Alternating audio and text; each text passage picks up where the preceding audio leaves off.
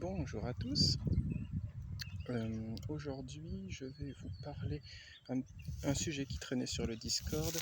C'était Eliane qui m'avait demandé ce que je ferais parce que le sujet des Arts Déco de 2022, c'était le vrai et le faux. Le premier truc qui m'est venu par la tête, c'était de lui répondre, moi j'illustrerais l'ivraie et la faux. Comme ce référence indirecte au thème des évangiles du bon grain et de l'ivraie. Parce que finalement, quand on y réfléchit bien, regardez, je ne sais pas si on le voit bien, voilà. Le foin ou le fumier, puisqu'a priori c'est la même racine, on pourrait même le lier à femme, dont on a fait la réputation, vous savez, fame en anglais, et famille aussi, parce que finalement le, le foin c'est comme la terre, hein, c'est la somme de nos erreurs, vous voyez, ça s'accumule.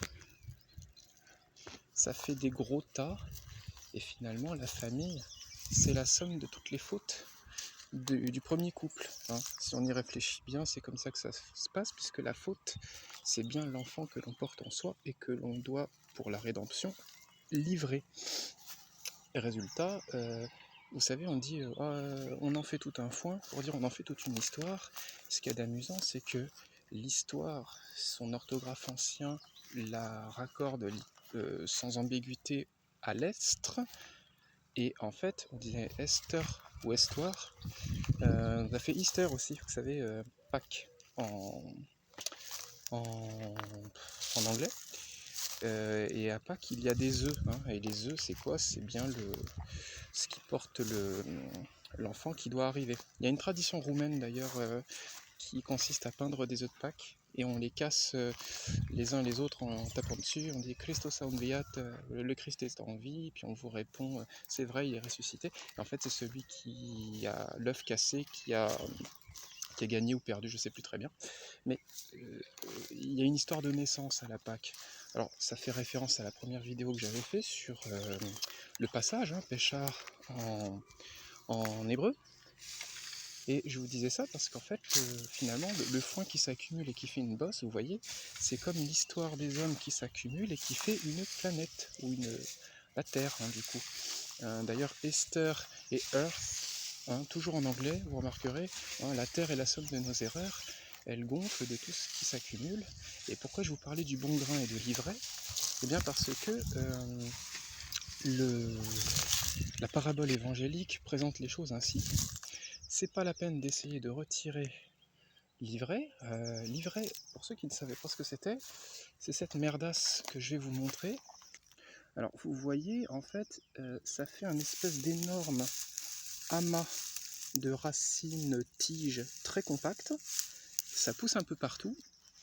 Et voilà, là on le voit encore mieux. Et en fait, la fossile ou la faux, parce que moi j'utilise la faux, elle a tendance à se planter dedans.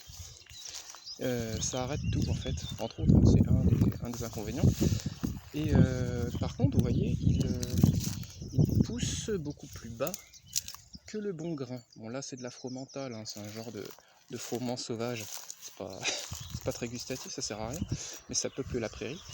Et le Seigneur disait les choses ainsi: laissez pousser l'ivraie, n'essayez pas de le retirer de peur que vous ne retiriez le bon grain avec. C'est une manière de dire ne jetez pas le bébé avec l'eau du bain, puisque le bébé c'est la bonne récolte, hein, c'est le bon grain. Et il faut savoir également que, vous savez, les blés, les champs dorés, hein, ces images comme ça très lyriques, parce que l'or en fait est aussi le bon grain. Le thème évangélique de la moisson et des pêcheurs d'hommes, vous voyez, c'est d'aller récupérer le bon grain, hein, l'or ou les incorruptibles, puisque c'est la propriété de l'or, c'est d'être incorruptible. Ce sont donc les vertueux, hein, philosophiquement, si on se met dans le domaine moralo-mystique. Et en fait, le bon grain, ce sont ces blés ou ces grains dorés au soleil qui sont plus hauts que les autres. Vous voyez que la hauteur, si on se réfère à la moisson vraiment agricole, quoi, hein, à la faux ou à la moissonneuse, eh bien, c'est ce qui a poussé plus haut parce que le temps les a révélés ainsi, selon leur nature. Et l'ivraie, c'est cette chose basse qui a poussé, qui a emmerdé tout le monde au début et qui, lors de la moisson, doit terminer au feu.